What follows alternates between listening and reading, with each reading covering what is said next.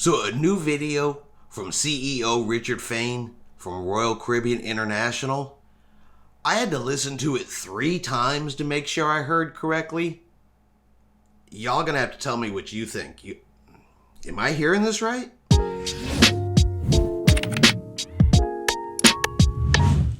Chris here with High Seas Cruising, and welcome to today's video. Before we get started, if you would, do me a favor, hit that subscribe button. Helps our channel grow and allows us to continue bringing you cruising content. And like always, it's free to do so. All right, so Richard Fain, CEO of Royal Caribbean International, put out his video this week. He usually puts one out every week, talking about the current status of cruising and as far as Royal Caribbean goes, the restart, vaccine protocols, things like that. So he did put out his video this week. Starts off pretty normal. He talks about vaccines, his thoughts on vaccines, what they mean to the industry and the world as a whole. He discusses a little bit about the Florida law, the restart of cruising for Royal Caribbean. And then halfway through the video, he makes a comment about unvaccinated people that kind of caught me a little bit by surprise. So I thought I'd play it for you guys and you tell me what you think. Now I'm going to go ahead and play the whole video so you get the complete context of it. The video itself, it's about 10 minutes long, but the part in question we're looking at is right there in the middle, about 5 minutes in. So I'm going to go ahead and put it up. Let's watch it and you tell me what you think.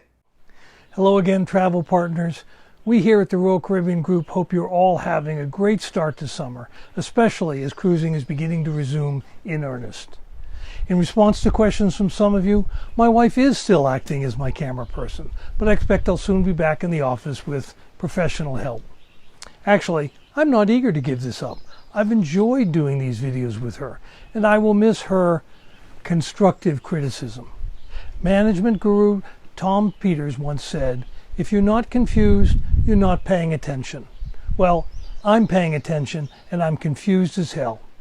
Overall, of course, I'm a very happy camper because our healthy return to service is well underway, and that's very exciting.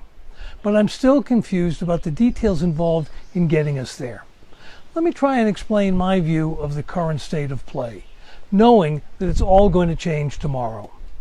The key to everything is the vaccines. They're proving to be the game changer that we all hoped for. Fortunately, our country has a strong leadership position regarding vaccines. The U.S. was in the forefront of developing the vaccines, and the U.S. is in the forefront of delivering them. Already, almost 2/3 of adults have gotten them, and that number is climbing. America is leading the world in this regard, and when I talk to people in Europe and in Asia, they look at us with envy. As more and more of the country gets vaccinated, the role of the vaccine is beginning to morph. Initially, when the number vaccinated was small, the vaccines mainly protected the person taking the vaccine. That's still true that vaccines protect each of us individually. But today, as we get vaccinated, we're not only helping ourselves, we're helping the people around us. In order to reopen society, we need a large number of people to be vaccinated. Even if we don't feel that we need the protection for ourselves, we should still do it to help our friends and neighbors. It's a bit like litter. If I drop a piece of litter on the ground, it makes an insignificant impact on the environment. But if a lot of people drop litter, the cumulative impact is enormous. Same thing's true of vaccines. Getting one today not only protects you from the virus, it protects the whole society and allows us to get back to normalcy. Which brings us to the question of vaccines on board our ships. We believe vaccines can help make our cruise ships not only as safe as land-based activities, but even safer. That's because we control the environment in a way that few on land can even dream of. If I go into a store on land, or go to a theme park or attend an event, the ability of the operator to vet who enters is limited.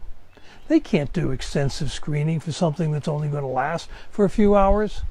All they can do is implement protocols to limit interaction once the people are there. But such protocols are more intrusive and less effective than preventing the introduction of the virus in the first place. On the other hand, cruise guests will be on for days and days, and we can therefore enact extensive requirements before people board designed to prevent the virus from coming on board in the first place. In effect, we can establish processes designed to prevent COVID from entering the ship, creating a sort of bubble. That bubble not only gives greater protection than available almost anywhere, but it also means that we don't have to have such extensive operating protocols. The result is not only a safer cruise, but a better and more enjoyable one. So as I said before, we intend to vaccinate all our crew members, 100%. In fact, we've already given vaccines to 16,465 seafarers. Clearly, we're not messing around. On top of that, we want all of our guests to be vaccinated as well.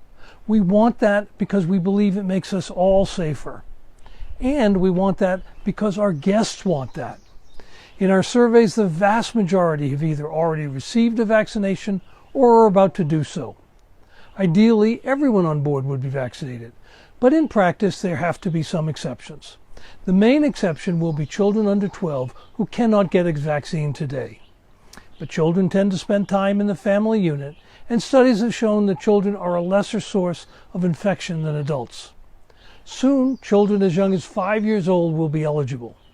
That will result in even fewer exceptions. Now, this raises the issue of the Florida law, which prohibits business in Florida from requiring proof of vaccination for services within the state. This unique law only applies within Florida. While we obviously have to comply with the law of the land, we do not believe that we will have significant numbers of unvaccinated for several reasons. Remember, the vast bulk of our guests want vaccinations, and in most cases already have them. In addition, due to the health and legal requirements of many jurisdictions, those who are unvaccinated will need to undergo additional testing and other restrictions. That necessarily adds to their cost and adds limitations on the cruise for those people who choose to be unvaccinated. There would be no additional cost for children who are not eligible for the vaccine. Our plan, therefore, continues to be that virtually everyone who's eligible for a vaccine will have one. On some of our ships with fewer children, including Celebrity and Silver Seas and some Royal Caribbean international ships, we will ensure that the percent vaccinated will exceed 95%. On other ships, we expect that almost everyone over 12 will be vaccinated. The specifics are confusing, and there will undoubtedly be movement on the various details during the coming weeks. I know some observers will greet each issue, each minute action, each side comment as momentous, but we should all take a collective breath. We're working through the details in a positive and constructive manner. While there'll inevitably be some elements of confusion as we do so, the outcome isn't in any real doubt. After 15 months of no forward motion, suddenly everything is happening at light speed. We are moving forward and cruising is restarting. All the parties seem aligned that cruising needs to restart. The CDC in Atlanta are now constructively dialoguing with us.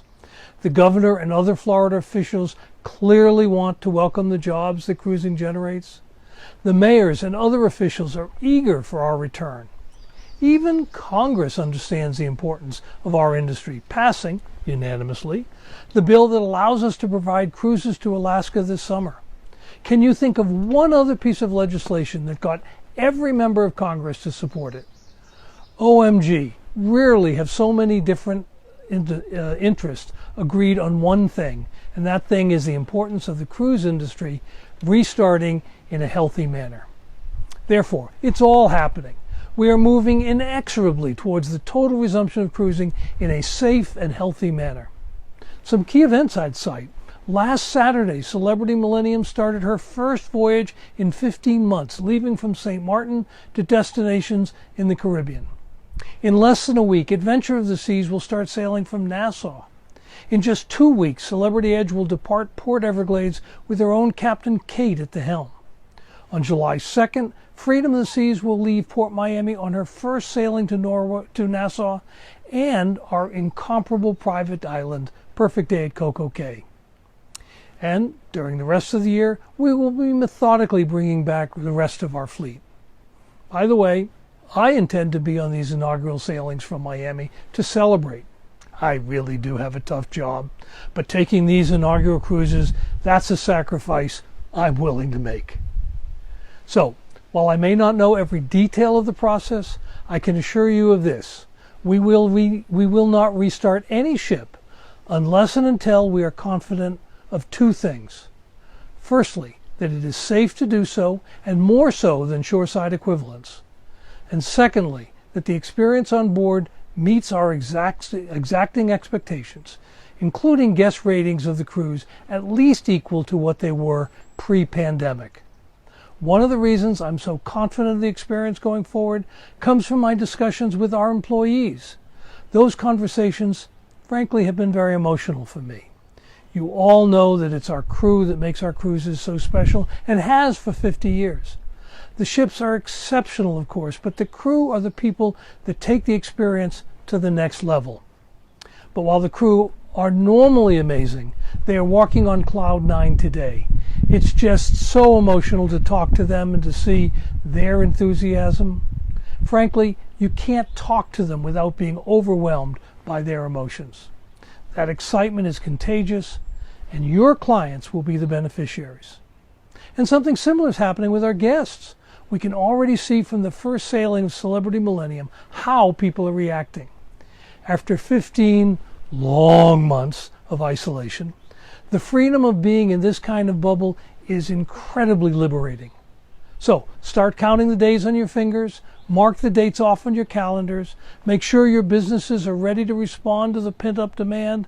Summer is starting in the United States, and cruising is going to be a big part of it. And don't forget to get your vaccine and wash your hands. All right, so there it is. Now, did I hear correctly? And he said that unvaccinated people, those who choose not to get the vaccine, it is going to cost them more to cruise? Kind of sounded like if you choose not to get a vaccination, your cruise is going to cost more. I listened to it 3 times. I played it for some other people to make sure I wasn't just hearing something I wanted to hear, but it really sounded like he said there was going to be additional cost for those that choose not to be vaccinated, because children under 12 who are unable to be vaccinated, there's no additional cost for them. Am I hearing things? Or is this Royal Caribbean's way to incentivize people to get the vaccine? To say, hey, if you get the vaccine, it's going to cost you less. If you don't get the vaccine, it's going to cost you more, and you're going to have additional protocols, and there's things you're not going to be able to do. I don't know. It sounds like they're kind of leading people towards the vaccine versus away from the vaccine. Not real sure, but that's kind of what I heard. Let me know what you think in the comments below. Is that what he said? And what's going to come of this? All right, well, hope you enjoyed this video. If you did, let's give it a thumbs up. Have yourself a great day, and we will see you out on the high seas.